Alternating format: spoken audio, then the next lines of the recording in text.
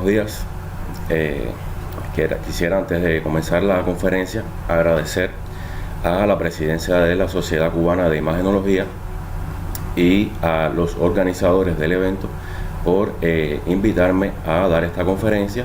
y de alguna manera transmitir nuestras experiencias en el tratamiento endovascular de la estenosis carotidia. Mi nombre es Dr. Fran Vázquez Luna, soy especialista de primer grado en imagenología. Bueno, ¿cuál es la principal afección que puede producir una estenosis carotidia? Bueno, puede transitar desde pacientes asintomáticos o leves cefaleas, amaurosis fugaz, etcétera, etcétera, llegando a poder producir la muerte del paciente. De acá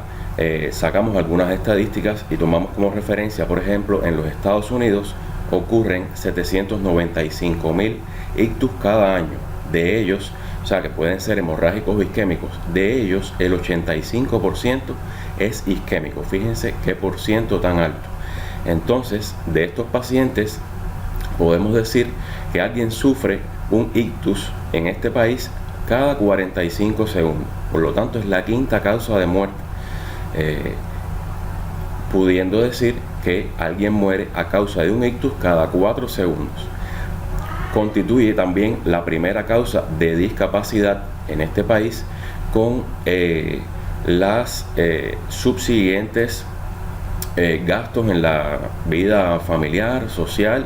y economía del país, llegando a ser un costo estimado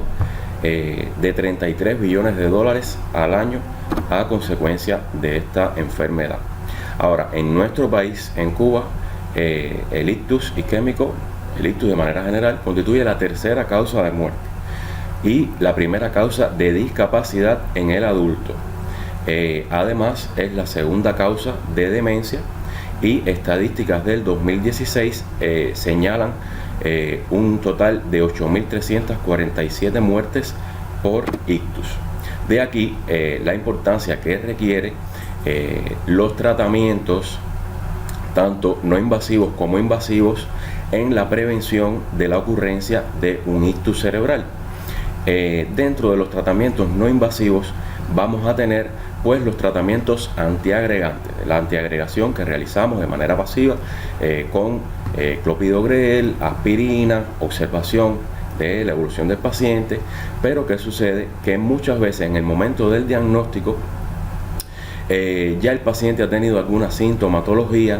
que ha provocado que acuda a consulta y por tanto ya presentan por cientos de estenosis con criterios de tratamiento invasivo, que dentro de los tratamientos invasivos pues vamos a tener la endarterectomía, que es el tratamiento quirúrgico por excelencia, desarrollado a partir de mitad del siglo pasado, y que bueno, ha encontrado como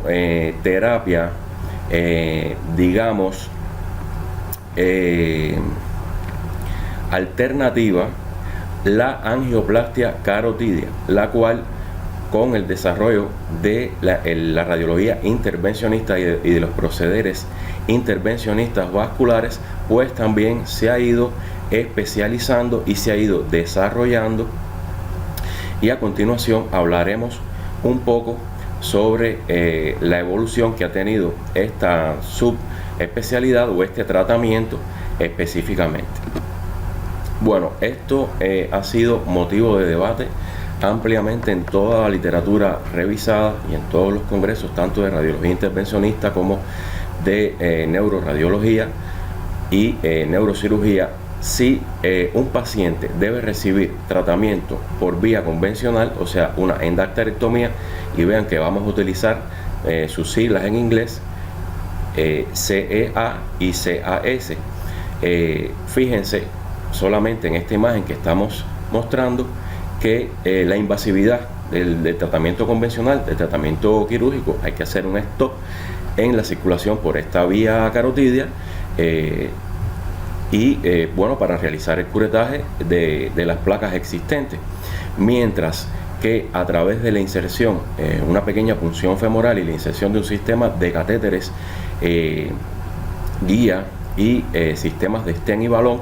pues se logra acceder al sitio estenótico con determinada, digamos, menor invasividad que el tratamiento convencional, logrando balonear el sitio de estenosis y dejar colocado un stent de manera preventiva. Entonces, a priori se dice, bueno, que las ventajas del tratamiento endovascular frente a la cirugía incluye la ausencia de incisión cervical, menos invasividad, ausencia de lesiones de pares craneales por esta misma causa, mejor acceso a lesiones altas, ya que con el catéter tenemos la posibilidad de, a través de las guías, ir navegando en dependencia de nuestra necesidad. Además, la posibilidad de tratar lesiones en tándem, que esto por vía quirúrgica sería poco más complicado. Por esto mismo podemos ir posicionando el balón, el stent,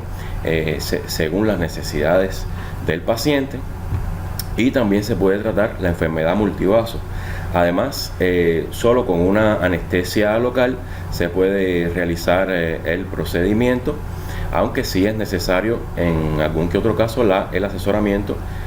por la especialidad de anestesiología, aunque el paciente no requiere de anestesia general. Además, existe un mejor control clínico de las complicaciones, ya al tratarse de un tratamiento mínimamente invasivo, pues se evita todas las complicaciones derivadas de esta cirugía, aunque debo decir que no es una terapia exenta de complicaciones, y más adelante en la conferencia vamos a ver este tema. Además, un menor tiempo de isquemia cerebral con menor tiempo de convalecencia general del paciente. Este tratamiento tiene algunas limitaciones técnicas a la hora de su realización, como por ejemplo la contraindicación de la arteriografía, o sea, pacientes que sean alérgicos a los contrastes iodados, falta de accesos vasculares, pacientes que tengan el árbol vascular o sea, muy ateromatoso o elongado, con las enopatías, elongaciones y bucles arteriales, y presencia de trombos intraluminales arteriales. Son las contraindicaciones que tiene el proceder. Como pueden ver ustedes, existen numerosos estudios, numerosos ensayos que se han realizado para ver qué tratamiento va a ser el tratamiento de elección para el tratamiento de la estenosis carotidia. Como pueden ver ustedes, diferentes revistas, diferentes sitios han realizado sus estudios de larga data y han realizado sus publicaciones, y lo que une todas estas publicaciones es la falta de consenso, porque como todo estudio, o sea, todo tratamiento tiene sus pros y sus contras, ¿verdad? Y entonces van a ser, por ejemplo, en la endacterectomía va a tener algunas ventajas que no tiene la angioplastia carotidia, y viceversa. Aquí yo les he traído en este cuadro algunos de los estudios más importantes y más extensos que se han realizado comparando estas dos terapéuticas, y vean en los resultados. Por ejemplo, el estudio Cavatas arroja una mayor tasa de reestenosis en el grupo de la angioplastia frente al grupo de la endacterectomía, con mayor tasa de lesiones de pares craneales en el grupo de la cirugía. O sea, unos tienen unas comorbilidades que no tiene el otro, y así. Sin embargo, el estudio Sapphire mostró una morbimortalidad de 12,2% frente a un 20,7% en el grupo de la cirugía. O sea, que el grupo al cual se le realizó la endacterectomía presentó una mayor morbimortalidad con respecto al otro grupo. También el EVAS 3, vean cómo en los resultados obtienen que el uso de sistemas de protección es más seguro que la angioplastia sin protección, y esto es una cosa ya que se preconiza en casi todas las publicaciones o en casi todos los centros de intervencionismo que se dedican al tratamiento endovascular de la estenosis carotidia. Pues ya prácticamente recomiendan que todos estos tratamientos se realicen usando sistemas de protección, que los vamos a ver a continuación también.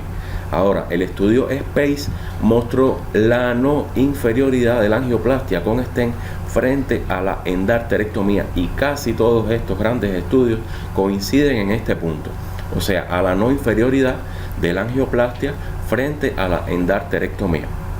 que ya esto es un paso de avance, porque vamos a ver que para determinados grupos de pacientes va a ser quizás un poco más efectiva, más eficaz el tratamiento con la angioplastia. Por ejemplo, miren este resultado del estudio CREST, que dice que obtuvo mayor eficacia con stent en menores de 70 años. Por lo tanto, si tenemos un paciente con una estenosis carotidia mayor de 75%, sintomática, que son pacientes menores de 69 años, 70 años, pues se van a beneficiar mucho más del tratamiento de la angioplastia carotidia. Entonces, este estudio CREST también arroja que la incidencia de cualquier complicación fue similar en ambos grupos. Ahora, el estudio ICSS obtuvo que el riesgo de ictus fue mayor en el grupo del stent, y esto es algo que hay que observar, ya que esto ha ido disminuyendo en la medida que se han ido desarrollando los sistemas de protección, y también obtuvieron que los pacientes menores de 70 años, como ya habíamos dicho anteriormente, se benefician más del stent que de la endarterectomía. Entonces, nos encontramos ante la pregunta: ¿qué tratamiento es óptimo en cada caso? Bueno, ahora contestaremos. Si ambos estudios tienen similares resultados, ambos tratamientos, tienen similares resultados a corto plazo, la endarterectomía constituye el tratamiento de elección en la estenosis carotidia sintomática en pacientes mayores de 70 años, y la angioplastia en pacientes con contraindicaciones para la cirugía. Pues sencillamente, como pueden ver acá, el establecimiento de tratamiento deberá basarse o determinarse de manera individualizada para cada paciente y por un equipo multidisciplinar, dependiendo por supuesto de las características clínicas, del momento en que se encuentra en el paciente, del grado de la estenosis y de otros factores que debe evaluar este grupo, y siempre determinar cuál es la mejor variante para el paciente, que es el motivo fundamental de nuestro trabajo. Entonces, haciendo un poco de historia sobre el desarrollo de las técnicas intervencionistas en el tratamiento endovascular de la estenosis carotidia, podemos ver que los primeros pasos se dieron sobre la década del 80 del siglo pasado, en la que se realizaba la angioplastia carotidia solamente mediante el uso de un microcatéter balón o de un catéter balón. Entonces, la técnica endovascular consistía en la inserción de un introductor arterial en la arteria femoral, aunque en esta época también se hacía por vía carotidia, que era un poco más cruento. Ya luego se abandona la vía carotidia, que traía mayores complicaciones, y se adopta la vía arterial femoral, y con un sistema de catéter y guía se colocaba un catéter guía en la carótida común, y se accedía al sitio de estenosis, se pasaba el sitio de estenosis con una microguía, y pues con un microcatéter balón se baloneaba el sitio de estenosis, que permanecía así durante un tiempo. Ahora vamos a ver esto. El grupo de Gil Peralta, Kerber y otros en 1980 comienzan a desarrollar estas técnicas. Ahora el grupo de Gil Peralta en 1996 ya reporta sus primeros resultados con una tasa de éxito del 92% de apertura del vaso estenótico, con una mortalidad en un 0% en este momento. Ahora, ¿pero qué sucedía? Que cómo se manipulaba el seno carotidio, pues existían síntomas cardiovasculares, eventos hemodinámicos en este momento de la insuflación del balón, que constituían complicaciones inmediatas de este proceder. Además, como no existía ningún dispositivo de protección de la pared, pues se realizaban disecciones intimales, ya que al fracturarse la placa, pues ocurría este fenómeno. Además, también existía riesgo de desprendimiento de la placa con embolización distal, que en la época era una de las principales complicaciones, aunque muchos de estos eventos transcurrían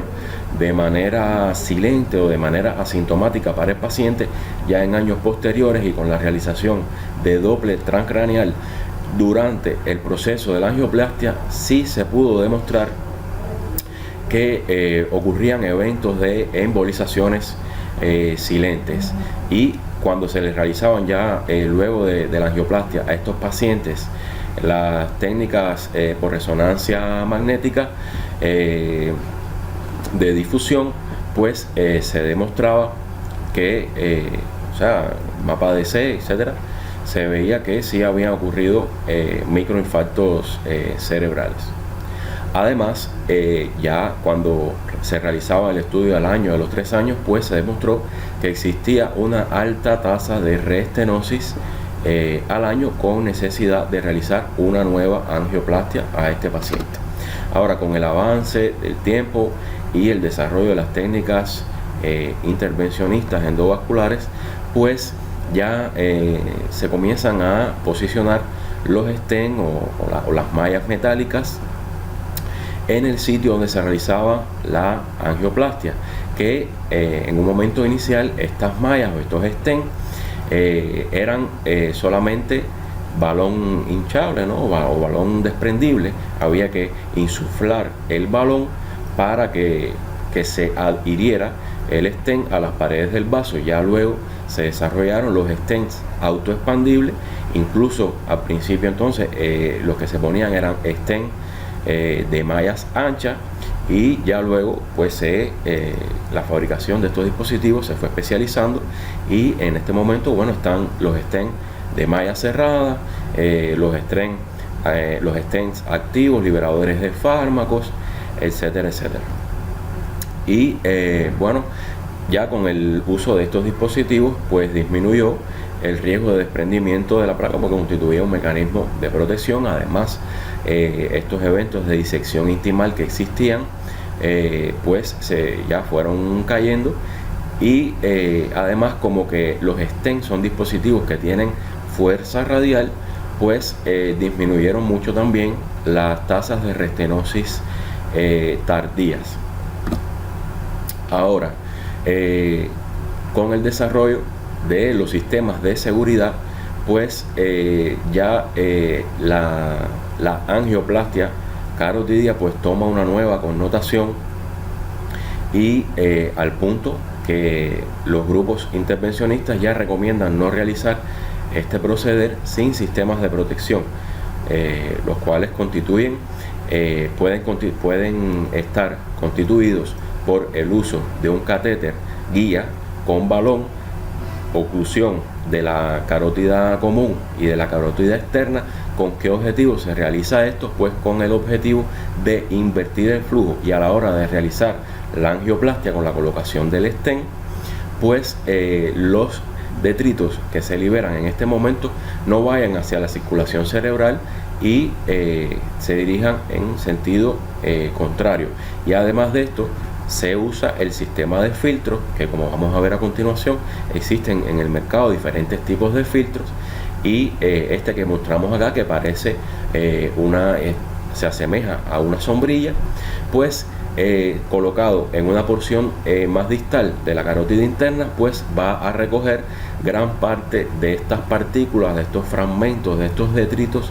que se pueden liberar en el momento de realizar el baloneado de la carótida y la colocación del stent. Ya posteriormente este sistema se recoge, o algunos autores proponen o realizan una aspiración de los detritos que ha recoleccionado esta malla o este filtro. Se hace una aspiración activa, y posteriormente se recoge el dispositivo y se deja ya implantado el stent. Por lo tanto, ofrecen una mayor seguridad, mayor protección, y como ya dije anteriormente, muchos autores ya recomiendan no realizar este tipo de angioplastias sin sistemas de protección. Bueno, en esta diapositiva les muestro un ejemplo de sistema de protección con dispositivo de oclusión proximal, donde fíjense que existe un balón ocluyendo la carótida común, otro pequeño balón ocluyendo la carótida externa, y una guía que se dispone a pasar el sitio de estenosis. Posteriormente, en la segunda imagen, de izquierda a derecha, ya la guía ha pasado la estenosis, pasa el microcatéter balón, se balonea, y fíjense que como existe una inversión del flujo, pues los detritos que se liberan no van en sentido cerebral, sino en sentido contrario. Este sería el sistema, los dispositivos de oclusión proximal. Ahora, a esto también se le añaden los dispositivos de protección distal, y en este caso estamos hablando de los filtros. Fíjense los distintos tipos de filtros que han desarrollado las distintas casas comerciales de distintas medidas, de distintas morfologías, que realmente han demostrado ser muy eficaces en el tratamiento de la angioplastia carotidia. Y fíjense, si es así, que esto aquí lo que estamos observando es una imagen de estos fragmentos que se liberan y que son recogidos por los filtros en el momento de la angioplastia. Y acá dice que bueno, que en todos los estudios realizados por la FDA en la angioplastia carotidia con sistemas de protección, pues los detritos visibles se coleccionan hasta en un 50% de los casos, que esto no se conocía así anteriormente. Ahora hablaremos brevemente sobre nuestra experiencia en los casos que hemos tratado. Veamos que la forma de debut predominante que hemos tenido en nuestra casuística, pues son los ictus isquémicos, que han constituido el 81,2% de nuestros casos, aunque hemos tenido casos también asintomáticos, casos con cefalea, casos que han debutado con epilepsia, etcétera, etcétera, aunque el mayor grosor de nuestra casuística pues lo han constituido pacientes con historias previas de ictus isquémicos. Y acá les traigo el ejemplo de un paciente que tuvimos que debutó con un ictus isquémico del territorio temporoparietal derecho, y pueden observar en esta resonancia magnética ponderada en secuencia T2 cómo se visualiza imagen hiperintensa a nivel de valle silviano, región parietal derecha, correspondiente con lesión vascular isquémica ya anterior. Y cuando se le hace la técnica de angioresonancia a este paciente, pues se comprueba una severa estenosis a nivel de la porción inicial de la carótida interna derecha, que bueno, correspondería con el territorio vascular afectado en la resonancia magnética que vimos anteriormente ponderada en T2. Y en este momento pues decidimos realizarle la prueba que constituye el gold estándar, que es la angiografía por sustracción digital,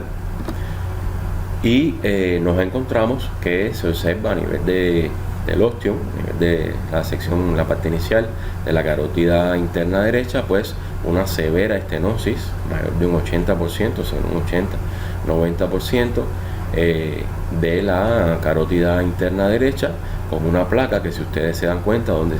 señala la flecha roja, pues existen signos de ulceración de la placa, que ya después comprobamos que era una placa dura, una placa calcificada, que bueno, dejaba pasar el contraste por un pequeño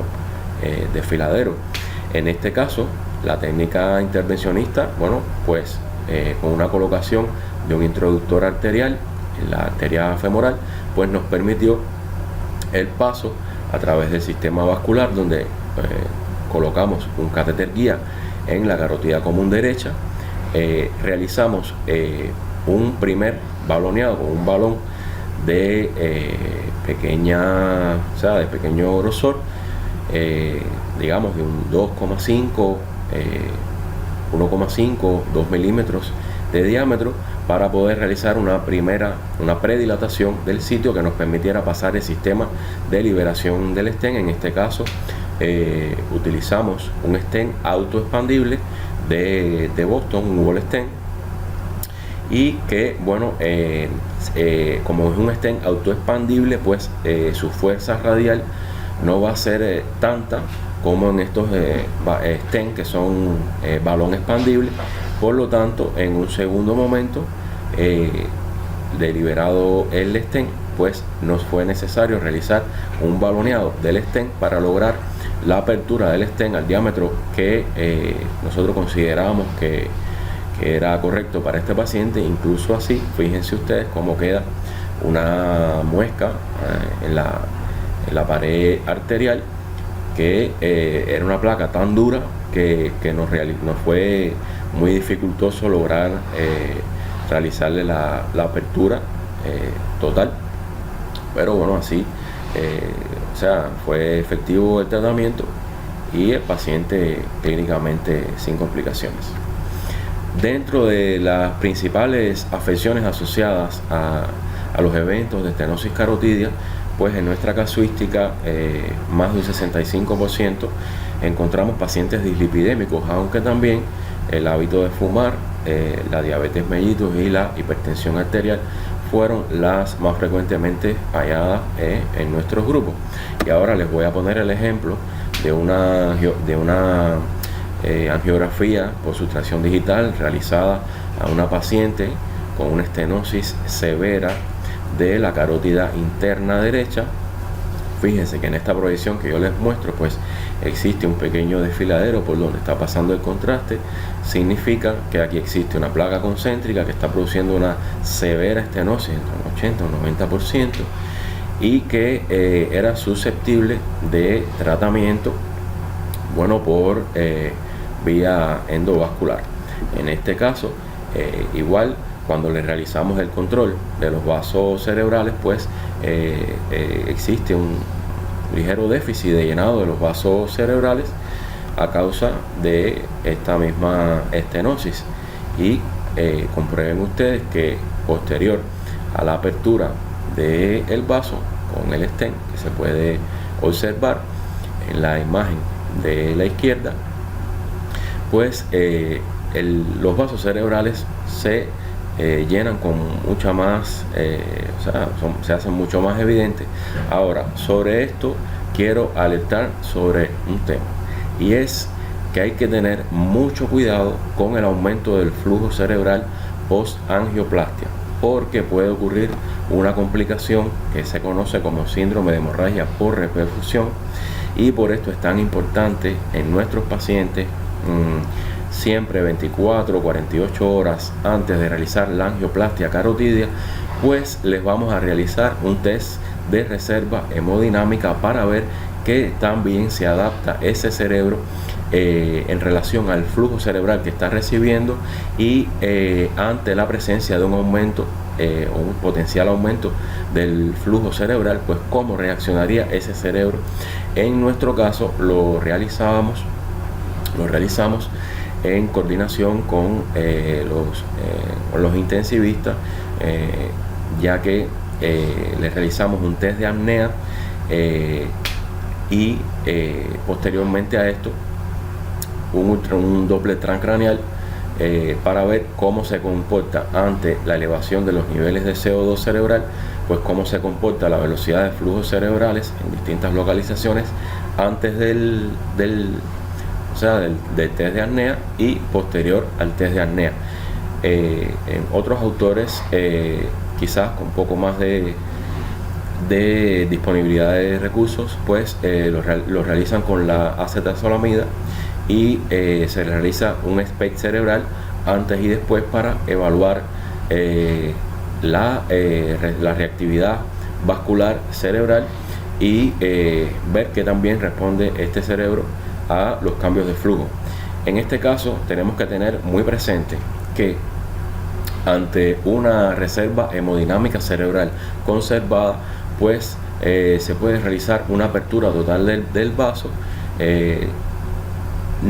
sin miedo, no vamos a decir sin miedo, pero sí con menos riesgo de encontrar este tipo de complicación. Ahora, ante una reserva hemodinámica disminuida, pues sí debemos valorar realizar, además del test de reserva hemodinámica, pues un parenquimograma y ver cómo está, bueno, pues la tinción de los vasos cerebrales ya en fases tardías angiográficas y ver quizás presencia de circulaciones colaterales o de otro tipo de vasculatura cerebral que pudiera apoyar ante esta complicación. Y bueno, en el caso de que la reserva hemodinámica estuviera agotada, pues sí es necesario realizar un tratamiento segmentado, o sea, realizar una angioplastia dejando un ligero grado de estenosis, y en un segundo tiempo, que puede ser digamos a los 3 meses o a los 6 meses, pues realizar una segunda angioplastia en la cual se logre la apertura del 100% del vaso, por supuesto previo a la realización de un nuevo test de reserva hemodinámica. Ahora, acá les traigo un ejemplo de una angiografía realizada a una paciente con una reserva hemodinámica agotada, la cual habíamos identificado previamente, y vean el grado de estenosis que se observó en la emergencia de la carótida interna derecha. En este caso ya sabíamos que debíamos realizar una angioplastia, una dilatación de esta estenosis que fuera parcial, por el riesgo tan alto que tenía de realizar un síndrome de reperfusión o hemorragia por reperfusión. Entonces, por lo tanto, se dejó intencionalmente esta estenosis residual, que podemos decir que ha sido de un 50% de la estenosis que tenía inicialmente, y a esta paciente en un plazo de 3 meses pues se le realizó un nuevo test de reserva y una nueva angioplastia. Ahora, dentro de las complicaciones más frecuentes que hemos obtenido en nuestra casuística, bueno, los hematomas en el sitio de punción, que han constituido un 12,5%, y esto se explica, pues, estos son pacientes que tienen que acudir a nuestro servicio en un estado de, estos pacientes vienen anticoagulados, se le pone doble antiagregación con clopidogrel y aspirina al menos 7 días antes, previo a proceder, y por lo tanto también como son pacientes que tienen un árbol vascular ateromatoso, muchas veces pues la punción, si es traumática o si no se realiza una buena compresión posteriormente al tratamiento, pues está comprometido los mecanismos de la coagulación, pues pueden realizarnos los hematomas en los sitios de punción. También, bueno, por la manipulación del seno carotídeo con los balones, etcétera, pues hemos tenido alteraciones hemodinámicas hasta en un 10,4% de nuestros casos, oclusiones carotídeas temporales, un 2,1%, y nuestras tasas de restenosis al año se encuentran en un 2,1%. Ahora acá les traigo un ejemplo de un paciente tratado en nuestro servicio, el cual tenía una placa extensa, irregular, que comprometía el ostium de la carótida interna derecha, como pueden observar, que ameritaba, bueno, pues esta estabilización, este tratamiento de la angioplastia carotídea con colocación de stent para la protección de esta placa. Y como pueden observar a su derecha, pues el tratamiento se realizó con éxito, se logró distender y proteger la placa, pero este paciente nos realizó un evento con alteraciones hemodinámicas y trastorno momentáneo de la conciencia, que se recuperó en pocos minutos sin necesidad de otra intervención. Acá, como pueden observar, les traigo una tabla donde se muestra cuáles son los porcientos de restenosis a los 5 años y a los 3 años, y también a los 2 años de los principales estudios o los más grandes que se han hecho a nivel mundial, que se pueden observar. Claro, esto también ha ido variando a medida que se ha ido desarrollando los procederes y las técnicas intervencionistas. Bueno, pues en los más precoces hechos, las tasas de restenosis se realizaban solamente con balón, pues eran mucho mayores. En el estudio de Cavadas, hasta un 16,6% de los casos se restenosaban en 5 años. Ya en estudios posteriores, pues vean ustedes que se obtenían tasas de restenosis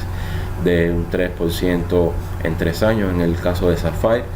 y en el caso de EOAS 3S pues un 3,3% a los 3 años, y así también 6% en 2 años, y en el estudio de Space un poco más, 11,1% en 2 años. En nuestra casuística, a los 3 años de seguidos los pacientes, los seguimos por Doppler carotidio y por angiografía carotidia, pues hemos visualizado o comprobado un por ciento de restenosis de un 3,1%, bueno, lo cual está en correlación con la mayoría de la literatura revisada. Ahora, acá les traigo un ejemplo de un paciente con una estenosis severa de ambas carótidas internas, el cual evaluamos previamente y decidimos ir por la carótida izquierda, y en una segunda sesión, en un segundo momento, si no existían complicaciones hemodinámicas ni ningún tipo de ninguna otra complicación con este paciente, pues lo citábamos posteriormente para ir por la derecha. Bueno, en este caso utilizamos la misma técnica endovascular. Sí fue necesario una predilatación con un balón de pequeño grosor. En este caso utilizamos un balón de 1.5 milímetros, luego uno de 2 y luego uno de 3 para poder pasar el sistema liberador del stent, porque si no, como ven ustedes, por ese vaso no iba a ser posible pasar ningún sistema. Bueno, una vez que se realizó con éxito esta predilatación, pues nos fue posible desplegar el stent, un stent que abarcó el sitio de la estenosis, con margen de seguridad también, y posteriormente, como casi siempre realizamos con nuestros casos,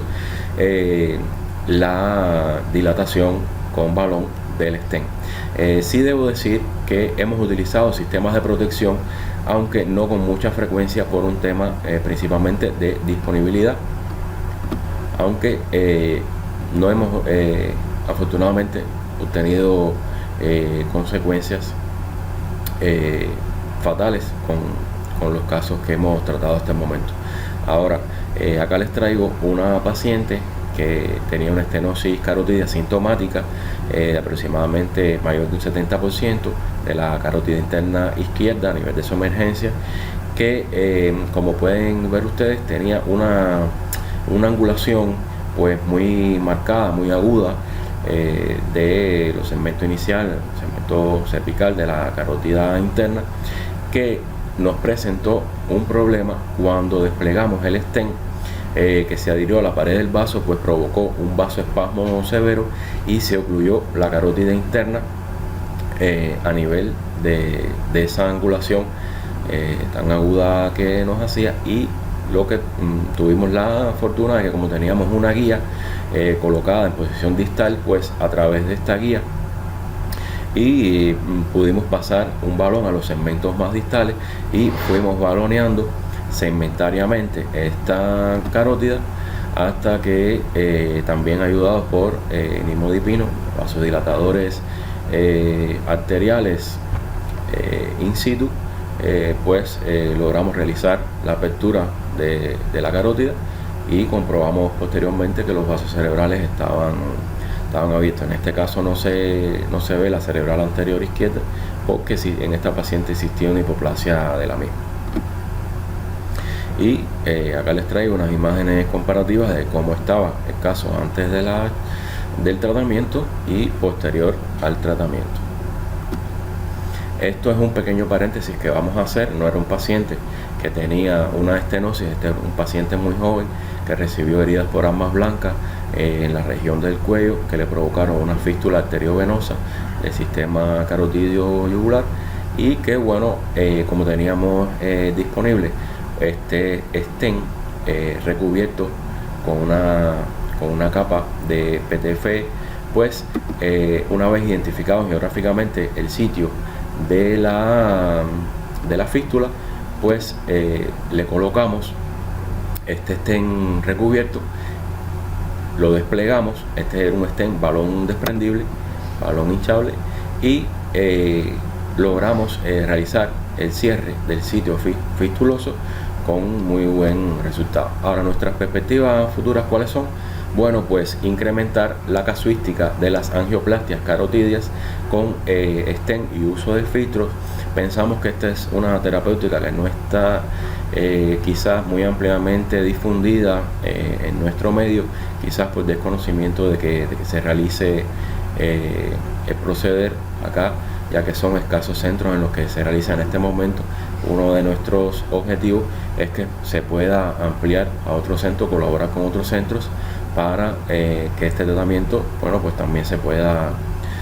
difundir un poco, pues la mayoría de los casos actuales en Cuba se realizan a través de la endarterectomía.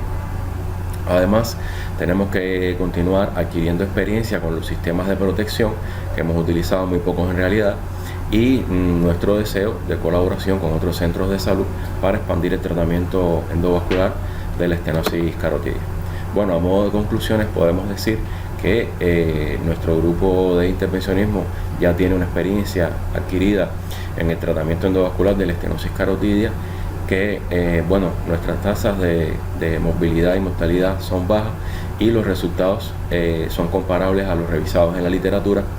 Y decir que en Cuba la angioplastia carotidia con stent y sistemas de protección ya constituye una alternativa palpable, evidente, para pacientes con contraindicación de la endarterectomía. Muchas gracias por su atención.